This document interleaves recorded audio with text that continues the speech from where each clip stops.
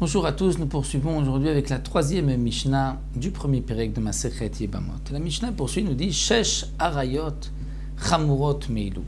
Il y a 6 cas, 6 femmes, où il y a une interdiction de Arayot, donc de mariage interdit, qui sont Chamurot Meilu, qui sont, l'interdiction est plus forte que ce que nous avons vu jusque-là. Et pourquoi? Mipnei sheneswot lacherim, parce que la chouma, c'est qu'elles sont mariées à d'autres, mais elles ne peuvent pas se marier aux frères de cet homme-là, comme nous allons le voir tout de suite. Et là, tsarotehem mutarot, les tsarot, les rivales sont permises. Donc les cas qui sont mentionnés ici, il y a 2 explications dans les Rishonim, dans le Barthénora, comment comprendre la Mishnah. Première explication, toute simple, c'est que le Tana vient nous dire que tout le din de tsara, de la rivale qui est interdite, c'est dans le cadre de Yiboum. Mais si Réhouven et Shimon ne sont pas 2 frères, donc on va appeler l'un Réhouven et l'autre on va l'appeler David. Réhouven est marié avec la mère de David. Ils ne sont pas frères, Réhouven et David. Réhouven est marié avec la mère de David. Et il a aussi une autre femme. Réhouven décède. David ne peut pas se marier avec sa mère, c'est évident. Il peut se marier avec la deuxième femme de Réhouven, pas dans le cadre de Yiboum, d'un mariage. Il veut se marier avec une veuve. Mais elle était la rivale de sa mère. Il pourra. Pourquoi? Parce que ce que nous avons vu que la rivale est dispensée de Yiboum, c'est que dans le cadre du Yiboum. Et là, il ne s'agit pas de Yiboum. Donc ça, c'est une des explications que le Tana de la Mishnah vient nous dire. Les rivales sont permises. Mais il y a une autre explication, c'est que même dans le cas où il ne pouvait pas se marier avec, et il s'est marié, eh bien la tsara est moutar, c'est-à-dire, il nous explique, c'est d'après le Rambam, s'il y a eu un mariage, Réhouven s'est marié avec une femme qui lui était interdite. Il avait 2 femmes, une qui lui était interdite. La deuxième ne lui était pas interdite. Et ensuite, il meurt, Réhouven, sans laisser d'enfant. Et que ces 2 femmes vont maintenant se présenter aux frères à Shimon pour faire le Yiboum. Eh bien, la deuxième femme, la rivale, est permise. Pourquoi? Parce que comme elle était interdite, la première, à son frère, donc il ne pouvait pas se marier avec elle. Donc, puisqu'il n'y a pas de mariage, elle n'est pas la rivale. Donc, quels sont les cas? Nous allons voir dans la Mishnah. Donc, tsarotem mutarot. Donc, d'après le premier cas, la première explication, la Mishnah est toute simple. C'est-à-dire que si on n'est pas dans le cadre du Yiboum, il n'y a pas de din de rival. Donc, il pourra se marier avec la rivale, bien que voici les cas. Donc, imo de sa mère, veshet aviv de la femme de son père, vachot aviv la sœur de son père, achotom aviv la sœur de sa sœur à lui, mais du même père, ou eshet achi aviv, ou la femme de son frère qui est du même père, veshet achiv me aviv, et la femme de son frère, mais aviv, s'ils ont le même père. Donc, eshet achi aviv, la femme du frère de son père, donc sa tante, ou bien la femme de son frère, si il a le même père avec son frère. Donc, dans le premier cas, la première explication, donc si ces femmes sont mariées avec Réhouven, et que Réhouven avait une deuxième femme, et que Réhouven décède, David, qui est un étranger, c'est vrai que Réhouven était marié avec sa mère, mais il peut se marier, lui, avec la rivale de sa mère. Il était marié avec la femme de son père, il peut se marier avec la rivale de la femme de son père. D'après la deuxième explication, c'est que son frère s'était marié avec sa mère. Donc on va dire, on a Réhouven et Shimon. Réhouven est marié avec la mère de Shimon. Il ne pouvait pas se marier avec la mère de Shimon, même si ce n'est pas sa mère. Pourquoi? Parce que la mère de Shimon est la femme de son père. Puisqu'elle est la femme de son père, Réhouven n'a pas le droit de se marier avec elle. Donc Réhouven s'est malgré tout marié avec la femme de son père, qui est la mère de Shimon. Réhouven, les Kiddushim ne sont pas tofsim, c'est comme s'il n'y a pas eu de mariage. Donc Réhouven meurt, la rivale de cette femme-là peut faire Yiboum, doit faire Yiboum ou Khalitza avec Shimon. Donc ça c'est pour Imo, Eshet Aviv, donc la femme de son père, ou Achot Aviv, donc toujours c'est des proches parents par rapport à Shimon, mais elles sont interdites aussi à Réhouven. Parce que, comme on a vu, si elle est chez Aviv, la femme de son père à Shimon, elle est aussi la femme de son père à Réhouven. Même si elle n'est pas ni la mère de Shimon ou Réhouven, c'est qu'il y a eu, on va dire, donc plusieurs mariages.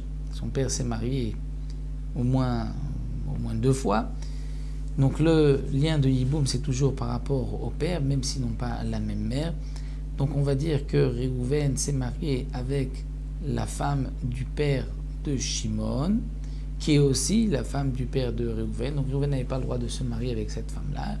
Les kiddushim ne sont pas valables. C'est comme s'il n'y a pas eu de mariage. Il décède et il laisse une tsara, une rivale. Cette rivale devra faire Yiboum avec Shimon, puisqu'elle n'est pas en fait la rivale, puisqu'il n'y a pas eu de mariage avec cette femme qui était interdite. Donc et ainsi pour les autres cas mentionnés dans la Mishnah.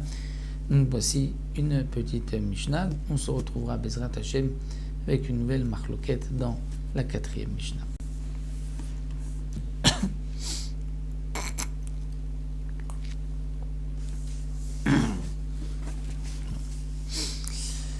Shalom Ubracha, on se retrouve aujourd'hui avec la 4e Mishnah du premier Pérek. La Mishnah nous parle ici de la tsara, de la rivale.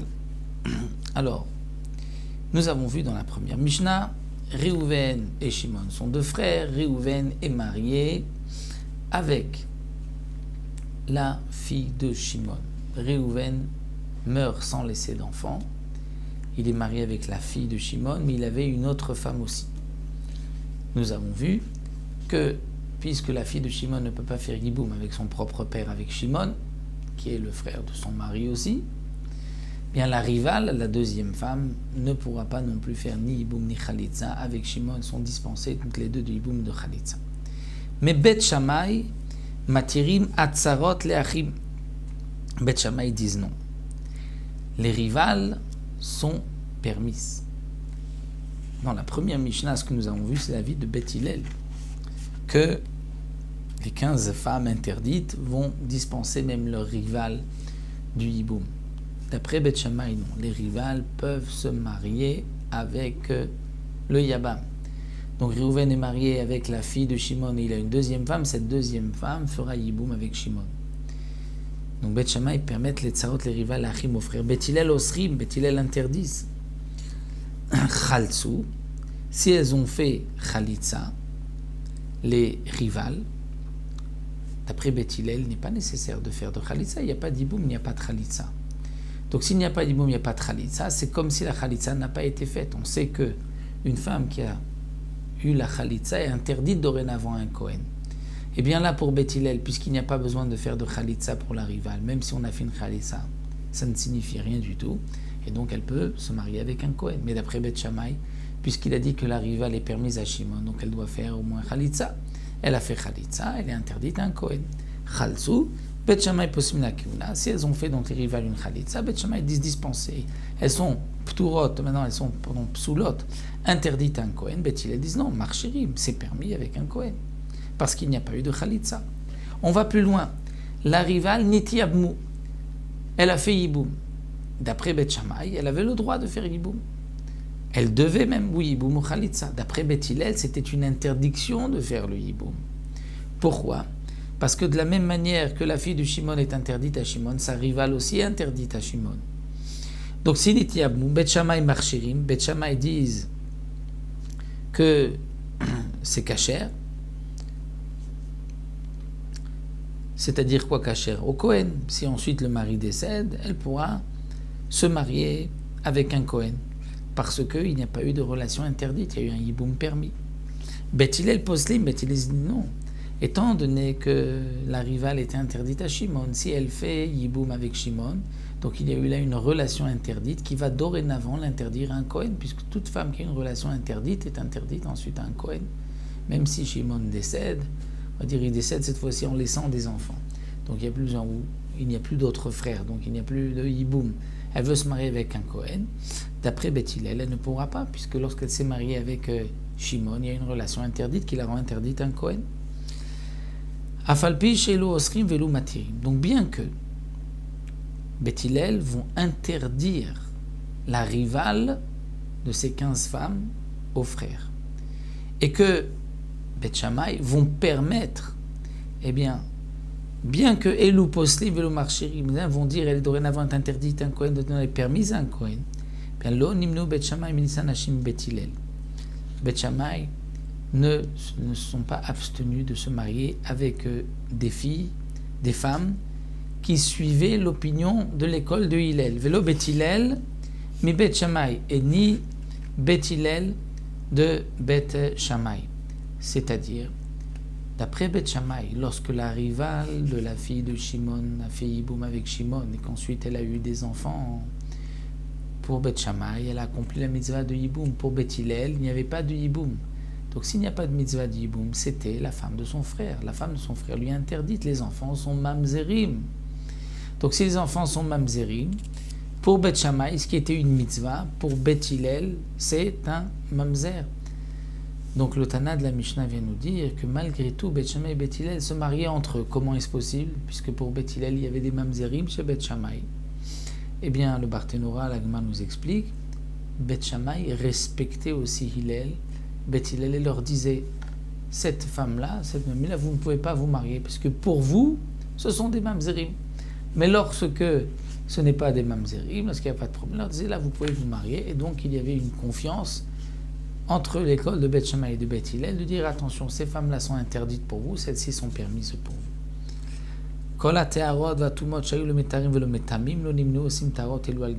même, nous dit la Mishnah, bien qu'il y avait souvent des machlokot entre Beth Shammai et Beth Hillel, qu'est-ce qui est pur et qu'est-ce qui était impur, eh bien, ils ne se sont pas abstenus d'utiliser des teharot, c'est-à-dire d'utiliser les ustensiles de l'un ou de l'autre pour des teharot, pour des aliments purs. C'est-à-dire là aussi, il y avait une confiance où Beth Hillel disait à Beth Shammai et Beth Hillel, ceci est pour vous pur, ceci est pour vous impur. Et donc cette confiance permettait les uns et les autres d'utiliser les kélim les uns et les autres. Donc même dans leur machloket, il y avait malgré tout le respect de l'opinion de l'autre. C'est ce que le Tana ici de la Mishnah veut nous enseigner. Et donc nous avons terminé ici le premier pérek. C'est vrai que c'était un pérek un peu difficile, mais c'est Masechet Yebamot. Au début, on a un peu plus de mal, mais après, ce sera donc plus facile. Bezrat Hashem.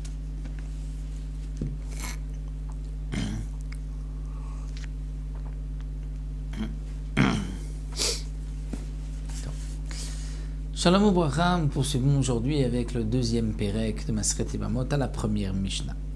Nous avons vu dans la première Mishnah, déjà dans le premier pérek, le din de Eshet Achiv Shelo Haya Be'olamo, c'est-à-dire que on garde toujours le même exemple. Reuven et Shimon, deux frères, et Reuven est mort sans laisser d'enfant. Shimon doit faire le yiboum avec la femme de Reuven. Le yiboum ne pourra se faire que si au moment où Reuven est décédé, Shimon était déjà né.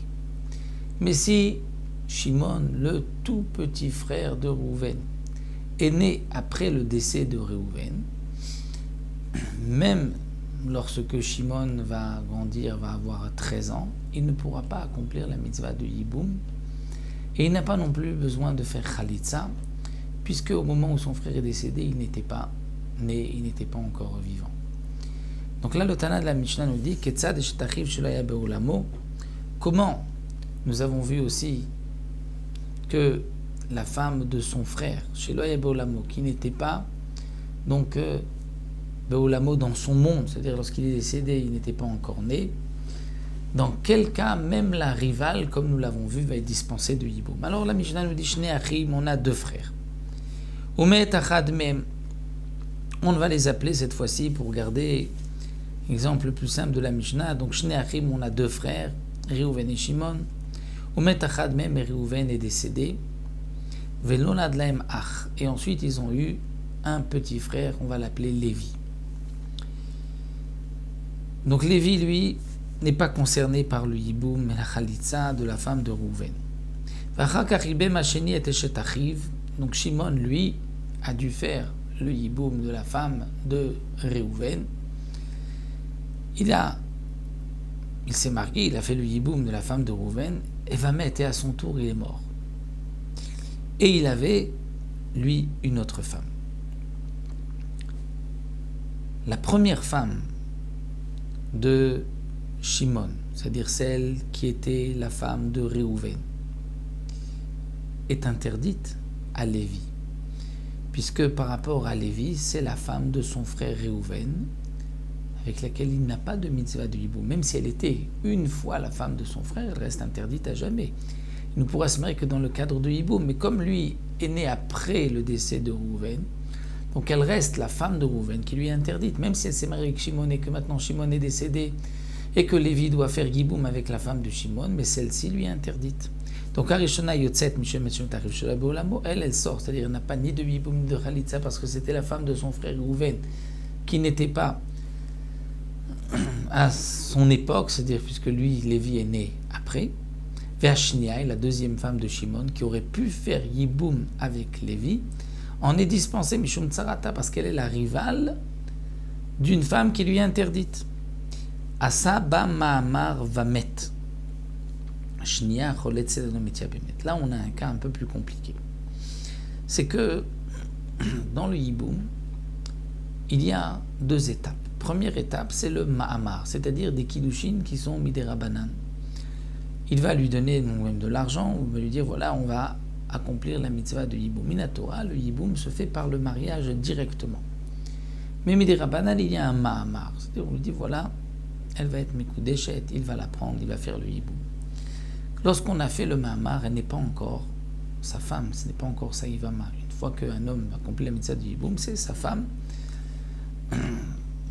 On oublie ensuite le principe du hiboum, c'est sa femme à part entière. Donc on va dire Réhouven est mort sans laisser d'enfant. Ensuite, après son décès, c'est Lévi qui est né. Shimon a lui une autre femme, mais il va accomplir la mitzvah de hiboum avec la femme de Réhouven. Mais il n'a pas encore accompli la mitzvah de hiboum, il a juste fait un ma'amar, donc un début de hiboum qui n'est un début que midera banan. Et Shimon décède. Par rapport à Lévi, c'est vrai que cette femme, qui était la femme de Réhouven, lui est interdite. Mais la deuxième ne peut pas être encore appelée la rivale de cette femme. Pourquoi ? Parce que Shimon n'a pas encore fait le hiboum. Donc puisqu'elle ne peut pas être appelée la rivale, il n'y a eu qu'un ma'amar, donc elle devra faire chalitza. Alors peut-être même que Lévi pourra faire hiboum ? Non. Pourquoi ? Parce que comme il y a eu un ma'amar, un début, elle sera quand même interdite, midera banan, c'est ce que le Tana vient nous dire. Asaba ma'amar va mettre. Shimon a fait un ma'amar avec la femme de Réhouven qui est interdite à Lévi, et il est mort, Shimon. Shnia, la deuxième, la rivale.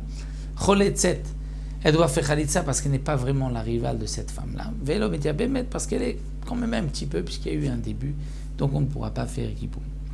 Donc voici l'explication de cette Mishnah. On se retrouvera pour une autre Mishnah, Bezrat Hashem, la prochaine fois.